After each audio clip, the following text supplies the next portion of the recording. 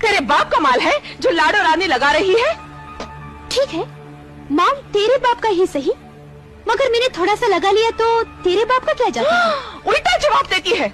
बोटी बोटी काट के फेंक दूंगी कुत्तों को। पहले किसी कसाई के यहाँ काम करती थी आप? तेरी ये मचाल कुतिया कहीं की। तेरी लिपस्टिक इम्पोर्टेड है छमक छल्लो, लेकिन तेरी जबान खालिस देसी है। क्यों ही?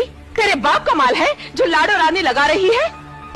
ठीक है, माल तेरे बाप का ही सही, मगर मैंने थोड़ा सा लगा लिया तो तेरे बाप का क्या जाता है? उल्टा जवाब देती है। बोटी बोटी काट के फेंक दूंगी कुत्तों को। पहले किसी कसाई के यहाँ काम करती थी आप? तेरी ये मचाल कुतिया कहीं की। तेरी लिपस्टिक इम्पोर्टेड है छमक छल्लो, लेकिन तेरी जबान खालिस देसी है।